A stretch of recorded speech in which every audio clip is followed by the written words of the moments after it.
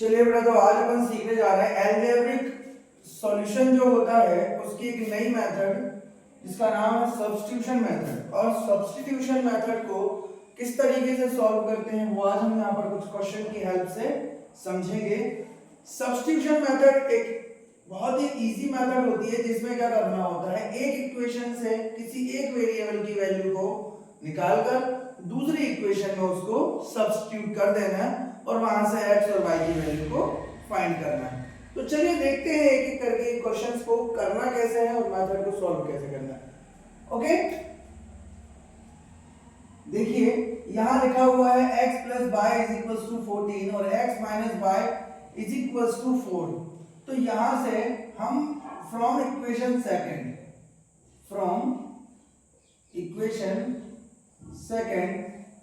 Equation से हम यहां से निकालेंगे कि x क्या हो जाएगा 4, बाय माइनस का था यहाँ प्लस का हो जाएगा आकर। तो ये जो वैल्यू मिली ये मिली हमें किसकी, ये वैल्यू मिली हमें किसकी, x की। इस x की वैल्यू को सब्स्टिट्यूट कर देते हैं। अच्छा, हमने निकाला किस इक्वेशन से, सेकंड। जिस इक्वेशन से हम वेरिएबल की वैल्यू निकालेंगे उसकी अपोजिट इक्वेशन में हम उसको सब्स्टिट्यूट करेंगे। ठीक है, अब यहां से आपको क्या मिल रहा है, यहां से लिखेंगे यहां पर substitute the value of x in equation first. क्योंकि हमने सेकंड इक्वेशन से निकाला है तो हम उसे सब्स्टिट्यूट किसमें करेंगे, फर्स्ट इक्वेशन में। फर्स्ट इक्वेशन क्या है हमारे पास, x + y = 14। तो x की वैल्यू कितनी आई हमारे पास, यहां से आई 4 + y और प्लस ये x की वैल्यू हो गई और ये y का y = 14। सो क्या हो जाएगा 4 + 2y = 14।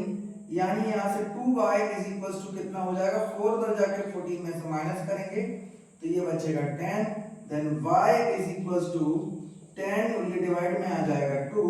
तो y की वैल्यू हमें यहां से मिल रही है 5।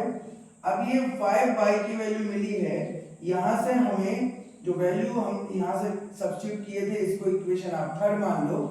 आप उठाकर इस y की वैल्यू को इक्वेशन थर्ड में सब्स्टिट्यूट कर दो। अगेन सब्स्टिट्यूट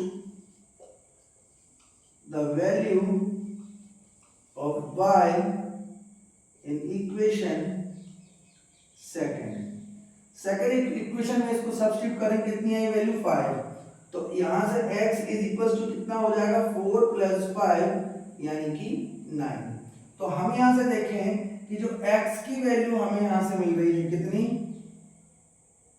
x हमें यहां से मिला 5 और यहां पर यहाँ y कितना मिला 5 और x हमें यहां से कितना मिला 9। तो x और y की वैल्यू को फाइंड आउट करना है बाय सब्स्टिट्यूशन मेथड। ठीक है, तो एक इक्वेशन से वैल्यू को निकालो और दूसरी इक्वेशन में सब्स्टिट्यूट करो, वहां से एक वेरिएबल की वैल्यू निकालकर तीसरी इक्वेशन में सब्स्टिट्यूट करो और दूसरे वेरिएबल की वैल्यू भी निकाल लो। इस तरीके से हम यहाँ पर दोनों वेरिएबल की वैल्यू को फाइंड आउट करना होता है। अब देखते हैं इस क्वेश्चन में यहाँ पर दिया है s - t = 3 और s/3 t/2 = 6।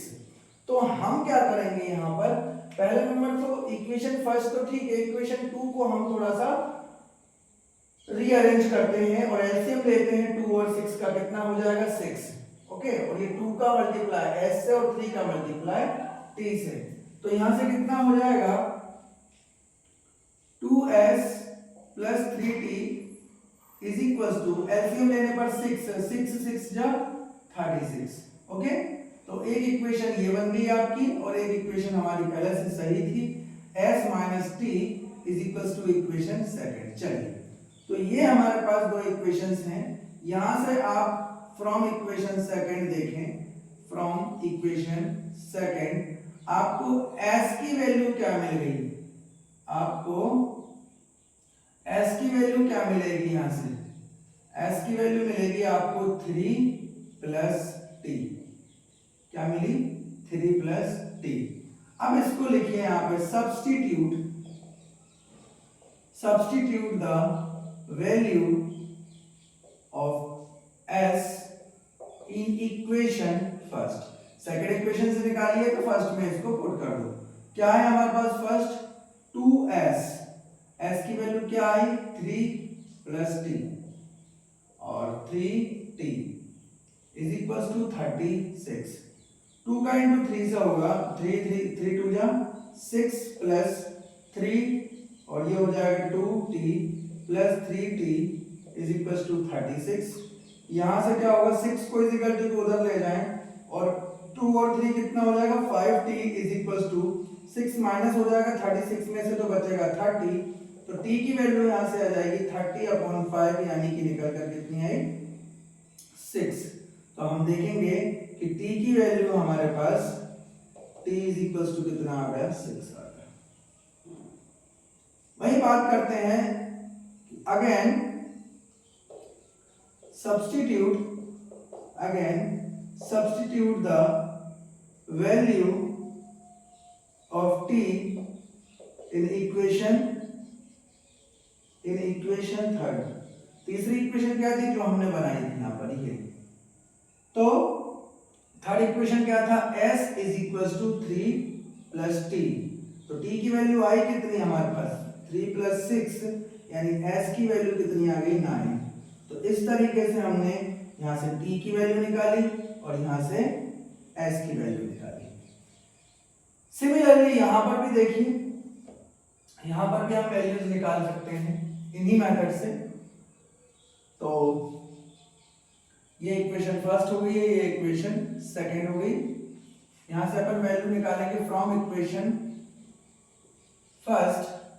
पहली इक्वेशन से वैल्यू निकालें तो y को इज इक्वल टू किधर लेके आ जाए और 3 को इधर लेके आ जाए, तो y माइनस का है उधर जाके प्लस का हो जाएगा, और ये हो जाएगा 3x माइनस 3। ये आ गई y की वैल्यू। इसको सब्स्टिट्यूट कर दो। Substitute the value of y in equation second equation में सब्स्टिट्यूट कर दीजिए वैल्यू को। तो यहां से क्या आ जाएगा आपके पास? y की वैल्यू है तो 9x माइनस 3, और ये y की वैल्यू क्या थी? 3x minus 3 is equal to 9। So 9x minus 3 3 जा 9x, गॉट इट? और ये 3 जा माइनस माइनस प्लस का 9 इज इक्वल टू 9। अच्छा देखिए, प्लस का और ये माइनस का कैंसिल होगा, यानी कि यहां से क्या मिला हमें? 9 इज इक्वल टू 9। जब आपके पास ऐसी कंडीशन आ जाए कि आपको यहां से कोई वेरिएबल ना मिले, दोनों साइड यानी LHS और RHS साइड, बोथ साइड आपको इस तरीके से नंबर्स जब मिल जाते हैं, इसका मतलब होता है lines are coincident, there are infinite many solution. जो लाइंस होती हैं वो क्या होती हैं? Lines are coincident, lines are coincident, so there are infinite many solution. There are infinite many solution. इस केस में आप क्या कहेंगे कि जो हमारी लाइन है वो क्या हो रही है? कोइंसिडेंट हो रही है, यानी कि दोनों लाइन का ग्राफ सेम बनेगा। सो हम क्या कहेंगे कि यहां पर इनफाइनाइट मेनी सॉल्यूशंस आपको मिलने वाले हैं x और y के। कोई पर्टिकुलर वैल्यू आप x और y की नहीं निकाल पाएंगे। Got it? चलिए फटाफट नोट डाउन करिए इस क्वेश्चन को। चलिए तो बेटा देखते हैं इन्हीं के नेक्स्ट क्वेश्चन। अब ये क्वेश्चन डेसिमल में दिया है और ये रूट में दिया है। एक्चुअल में क्या होता है कि सबसे ज्यादा फोबिया जो होता है वो ये डेसिमल ने और रूट ने बना के रखा है, जबकि है कुछ भी नहीं, लेकिन डर हमें इसी से लगता है कि ये डेसिमल में आ गया, अब ये कैसे सॉल्व होगा, ये रूट में आ गया, ये कैसे सॉल्व होगा। तो देखिए कुछ नहीं करना है, इजीली डेसिमल को यहां से रिमूव करो। कैसे करेंगे? सभी जगह 1 1 डिजिट के बाद डेसिमल है, तो सभी जगह से हम डेसिमल को हटाते हैं और अपॉन में 10 लगाते हैं। तो ये क्या हो जाएगा 2x upon 10 plus 3y upon 10 is equals to 13 upon 10। यहां से 10 1 अपॉन 10 कॉमन लेके यहां ले जाओ तो आपके पास इक्वेशन क्या मिल जाएगी 2x plus 3y is equals to 13 upon 10 into 10।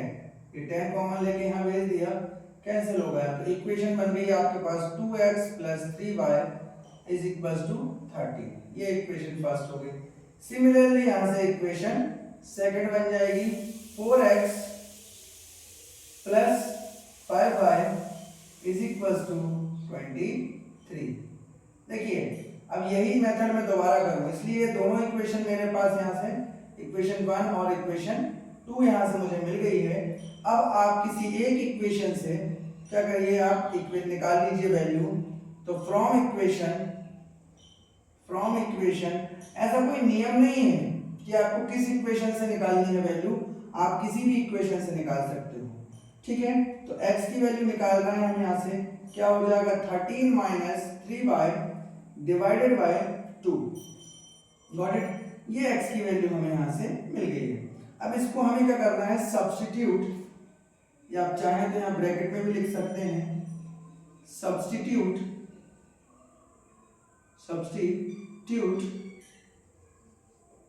In equation first से तो निकाला था ना हमने, सेकंड में इसे सब्स्टिट्यूट कर दीजिए।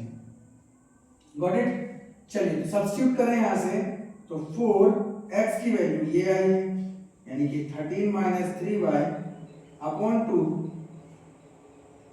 2 प्लस का 3y is equals to 5y is equals to 23। अब इस 2 से इस 4 को कैंसिल कर सकते हैं, 2 टाइम्स 13 2 जा 26 माइनस 3 2 जा 6 y plus 5y is equals to 23। Got it, अब यहां से क्या हो जाएगा 26 और ये 23 को यहाँ माइनस में लेके आ जाएं इज इक्वल्स टू, अच्छा 6y में से 5y को माइनस करेंगे तो कितना बचेगा माइनस का 1y, जो इज इक्वल टू उधर जाके प्लस का हो जाएगा। तो यहां से y की वैल्यू हमें कितनी मिल जाएगी 3। अब y की वैल्यू 3 मिल गई है तो इसको अगेन सब्स्टिट्यूट करें हम, अगेन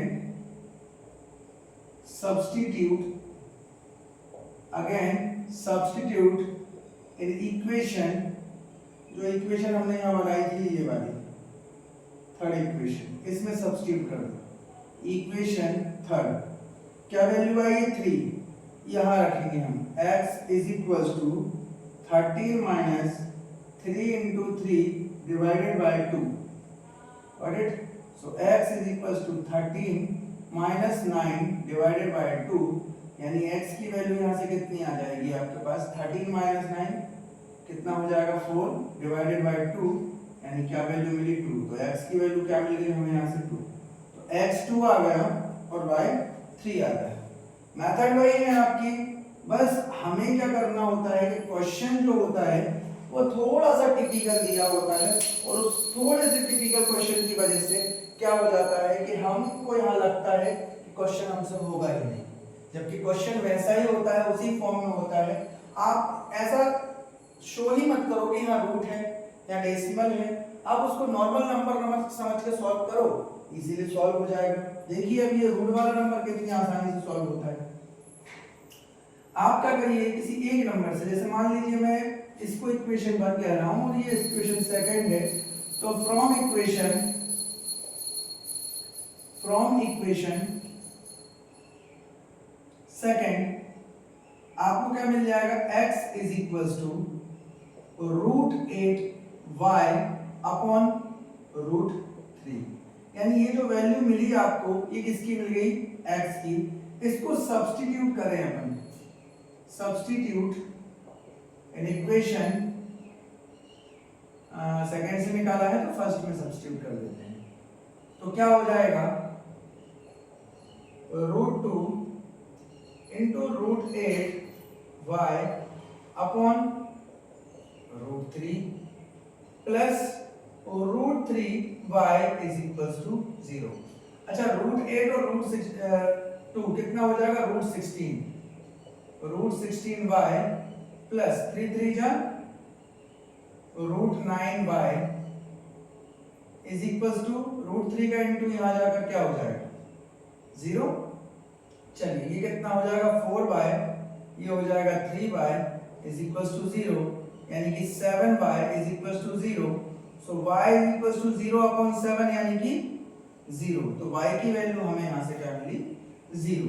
इसको सब्स्टिट्यूट कर दो इक्वेशन थर्ड में, ठीक है। Again substitute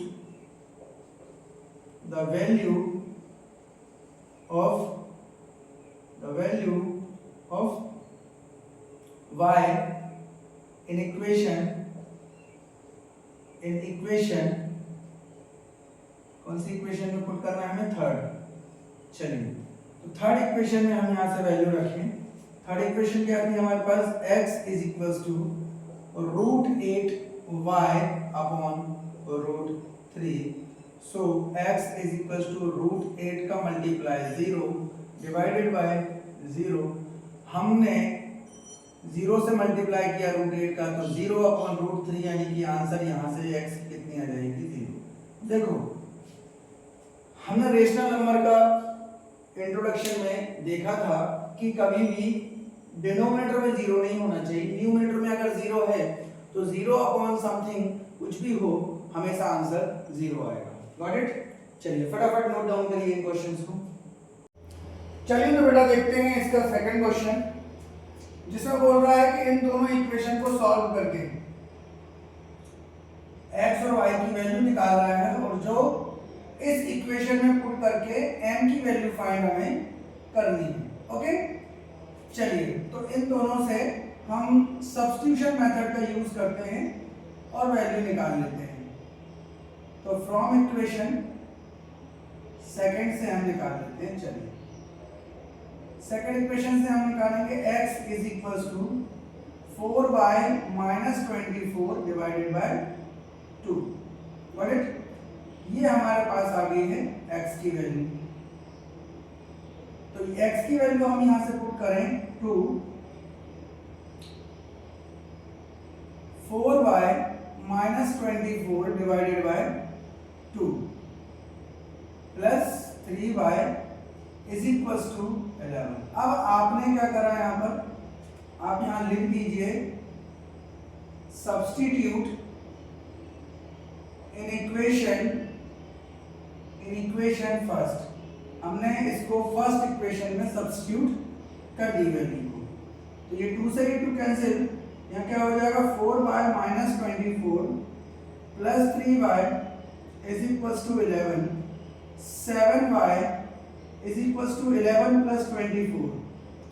So 7y is equals to 35, then y is equals to 5. तो y की वैल्यू हमें यहाँ से 5 मिली। अब हमें x की वैल्यू फाइंड करनी है, तो जो x की वैल्यू हम इक्वेशन थर्ड में अगर पुट कर दें तो क्या मिल जाएगा हमें? x is equals to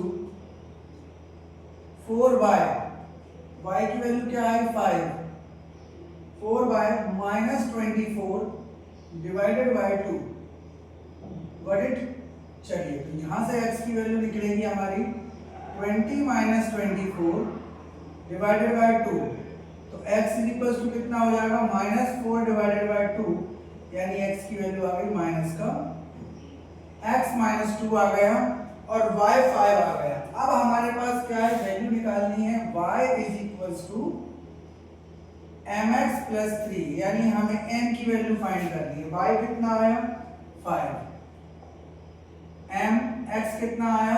minus of 2, minus 2 plus का 3। चलिए, अब यहां से कितना हो जाएगा? ये हो जाएगा माइनस का 2m प्लस का 3 इज इक्वल्स टू 5।